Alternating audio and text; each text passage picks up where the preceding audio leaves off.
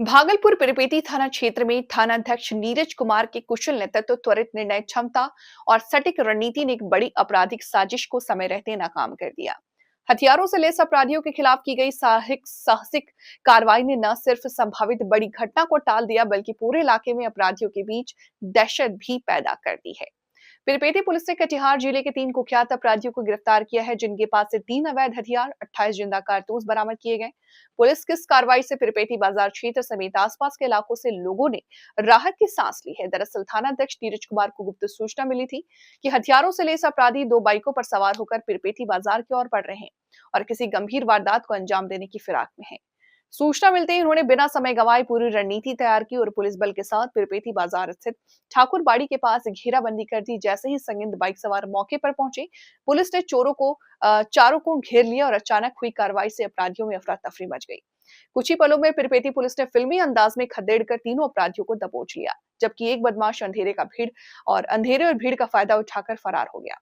फरार अपराधी की गिरफ्तारी के लिए लगातार छापेमारी की जा रही है। गिरफ्तार अपराधियों की पहचान कटिहार जिले के बकिया निवासी पिंटू यादव, अमरनाथ यादव और विवेक यादव के रूप में हुई है। भागलपुर के मायागंज अस्पताल से एक हृदय विदारक घटना सामने आई। एक बार फिर सड़क हादसे ने एक परिवार की खुशियां छीन ली। बांका अमरपुर थाना क्षेत्र अंतर्गत इंग्लिश मोड़ के पास हुए एक दर्दनाक सड़क हादसे में बाइक सवार युवक की मौके पर ही मौत हो गई। मृतक की पहचान प्रीतम कुमार चौधरी के रूप में हुई है, जो ग्राम सिउड़ी, थाना अमरपुर, जिला बांका के निवासी थे। वो विवेकानंद चौधरी के पुत्र हैं। प्राप्त जानकारी के अनुसार प्रीतम कुमार चौधरी किसी काम से बांका आया हुआ था और वहां से अपनी बाइक से घर सिउड़ी लौट रहे थे। जैसे ही वो इंग्लिश मोड़ के पास पहुंचे तथा अचानक हादसे हो गया। हादसा इतना भीषण था कि प्रीतम गंभीर रूप से घायल हो गया। आसपास मौजूद लोगों ने तत्काल उन्हें संभालने की कोशिश की और सूचना पुलिस को दी। घटना की जानकारी मिलते ही स्थानीय पुलिस मौके पर पहुंची। पुलिस ने घायल अवस्था में युवक को अस्पताल भिजवाया, जहां डॉक्टरों ने जांच के बाद उन्हें मृत घोषित कर दिया। इसके बाद पुलिस ने शव को अपने कब्जे में लेकर पोस्टमार्टम के लिए भेज दिया। पोस्टमार्टम के बाद शव परिजनों को सौंपा जाएगा। इधर जैसे ही हादसे की खबर मृतक के घर पहुंची, पूरे गांव में मातम छा गया। परिजनों का रो रो करके बुरा हाल है। माँ बाप और परिवार के अन्य सदस्यों का आक्रोश और दर्द साफ देखा जा सकता है। एक्सीडेंट भी हुआ है भैया, मेरे आ रहे थे उधर बांका से, तो कार से एक्सीडेंट हुआ तो वो रोड के साइड फेंकाया होगा। उसके बाद पुलिस वहाँ पहुंचे, 2:30-3 बजे का लमसम का ये घटना है। पुलिस पहुंचा तो पुलिस का पहला काम होता है कि उसके हॉस्पिटल पहुंचाया जाए, लेकिन वो काम नहीं किया। वो देखा वो लेटा है, वो सोचा मृत घोषित कर दिया उसे। उसके बाद 2 घंटा तक कोई पब्लिक को भी उसको नहीं उठाने दिया। जब हम 4:30 बजे 4:30 बजे पहुंचे तो हम भैया को देख रहे थे, सांस था हल्का फुल्का। फिर हम सब पब्लिक मिलके जबरदस्ती, पुलिस नहीं उठाने देता, उसको हॉस्पिटल ले गए, अमरपुर सदर हॉस्पिटल। हाँ, वो नहीं ले गए। वहाँ ले गए तो वहाँ मेरा भैया को सांस चल रहा था हल्का, तो पानी भी चढ़ा। उसके बाद वहाँ से बोला कि मायागंज चलो। हम सब मायागंज एम्बुलेंस पे लोड करके चल दिए तो बस वहाँ से आते थे। हम सबको उतना पता नहीं है कि हाँ आए, तो यहाँ बता दिया डेट हो गया। ये कारण घटना जो हुआ है पूरा जिम्मेदार प्रशासन के लापरवाही से है। ये अमरपुर थाना अपना मनमानी चला रहा है। एक्सीडेंट होने की कितना घंटा तक ये 2-2.5 घंटा तक प्रशासन रोक लिया, जबरदस्ती। उससे पहले हॉस्पिटल ले जाना चाहिए ना, वो पहले पोस्टमार्टम का काम करने लगेगा। उसके बाद मेरा भैया का जो मालिक था वो भी आया उस प्लॉट पे, वो भी बोलता है कि पहले मेरा स्टाफ है, पहले हॉस्पिटल ले जाओ। वो भी बोल रहा है कि यही पोस्टमार्टम का जो काम है करने वो लोग मृत्यु घोषित करते। हाँ, मृत्यु घोषित, जिंदा है वो। 2 घंटा बेचारा तड़पा है। ये कहाँ से आ रहे थे? ये बांका से आ रहे।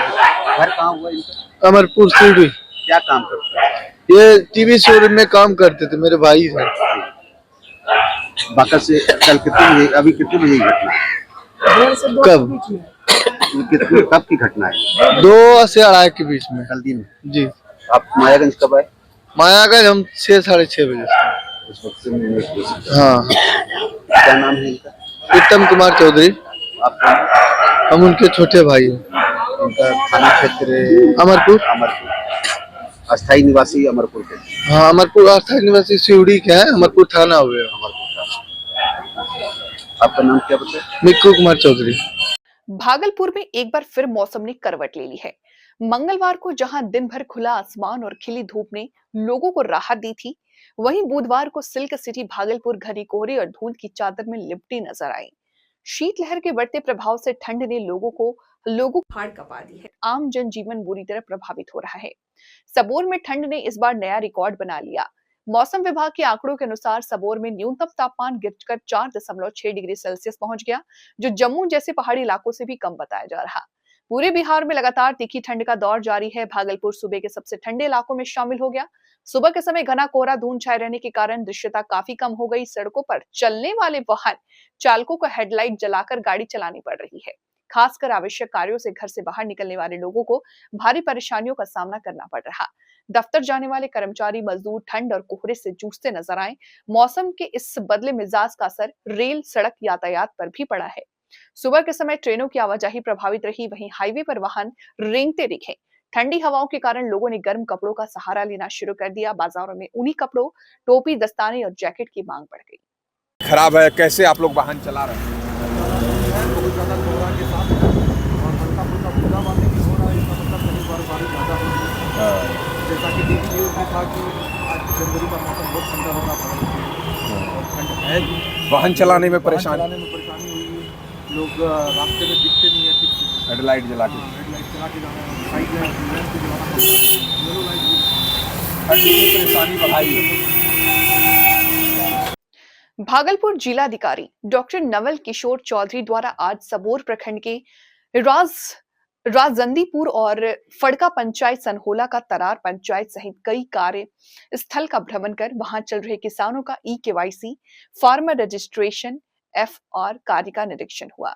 किसानों से वार्ता कर ई-केवाईसी तथा एफआर कार्य की गति का फीडबैक लिया। उल्लेखनीय है कि बिहार के सभी प्रखंडों में, सभी पंचायतों में किसान सलाहकार, राजस्व कर्मचारी और कृषि संबंध वाइक द्वारा प्रत्येक किसान का ई-केवाईसी और एफआर किया जा रहा है।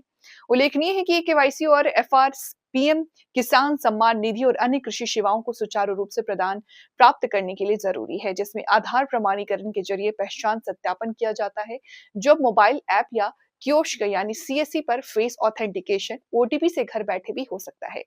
एफआर आधार और भूमि रिकॉर्ड को जोड़कर एक डिजिटल डेटाबेस बनता है, जिससे पारदर्शिता आती है और योजनाओं के वितरण में आसानी होती है। इसके लिए आधार और मोबाइल नंबर आवश्यक है। अमित जी,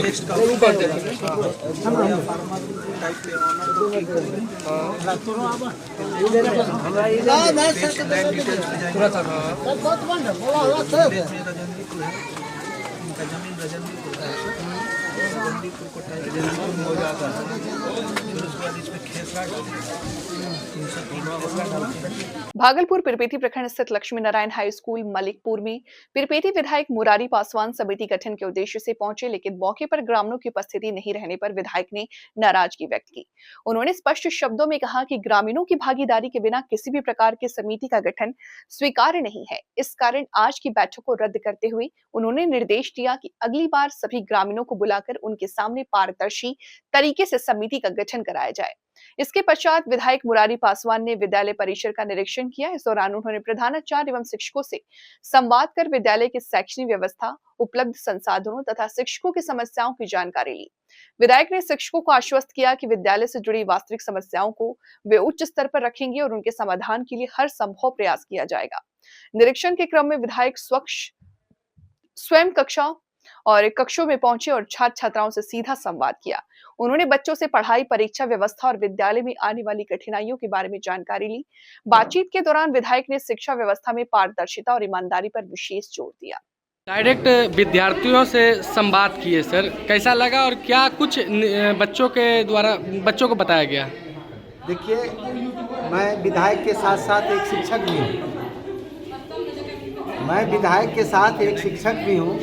और प्रत्येक शिक्षार्थी का मनोस्थिति हम जानते हैं और विद्यालय में जो आए दिन जो घटना घटित होते रहता है, उस सभी के विषय में बच्चों से हम खुद से रूबरू होकर के उनके विषय में जान करके उसके विषय से संबंधित बातों को थोड़ा सा हम साझा करने का प्रयास करते हैं, ताकि उनके अंदर में जो डर है वह डर बाहर निकल सके।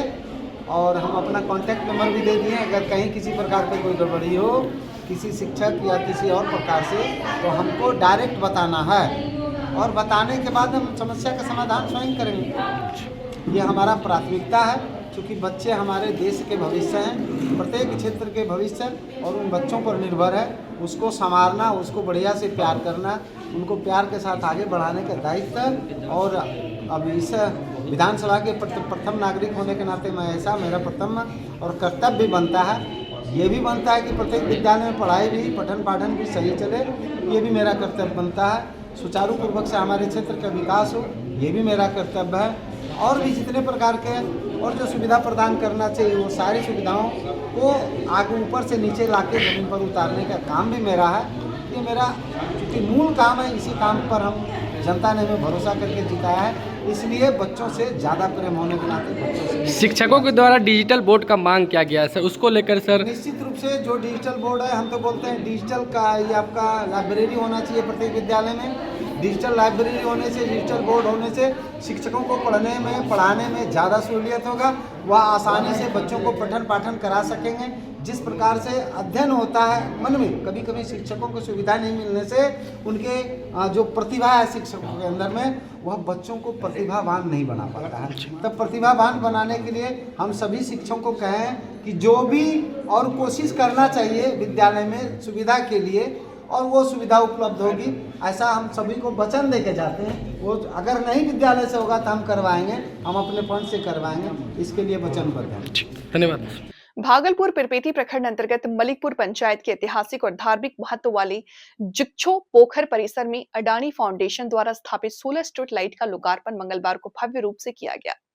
कार्यक्रम का उद्घाटन पीरपेटी के विधायक मुरारी पासवान और मलिकपुर पंचायत के मुखिया अरविंद शाह ने संयुक्त रूप से नारियल फोड़कर विधि विधान से किया। इस अवसर पर अडानी फाउंडेशन के अधिकारी भी उपस्थित रहे। उन्होंने बताया कि ये परियोजना पर्यावरण संरक्षण के साथ साथ ग्रामीण क्षेत्रों में सुरक्षित और टिकाऊ प्रकाश व्यवस्था उपलब्ध कराने की दिशा में एक महत्वपूर्ण कदम है।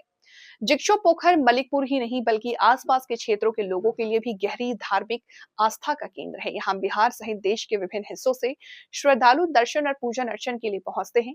16 स्ट्रीट लाइट की स्थापना से अब श्रद्धालुओं को रात्रि के समय आवागमन में सुविधा होगा और परिसर में सुरक्षा व्यवस्था भी सुदृढ़ होगी। इस पहल से स्थानीय ग्रामीणों में खासा उत्साह देखने को मिला। लोकार्पण कार्यक्रम के बाद विधायक मुरारी पासवान और मुखिया अरविंद शाह के नेतृत्व में दुर्गा मंदिर परिसर से करीब 200 जरूरतमंद लोगों के बीच कंबल का वितरण किया गया।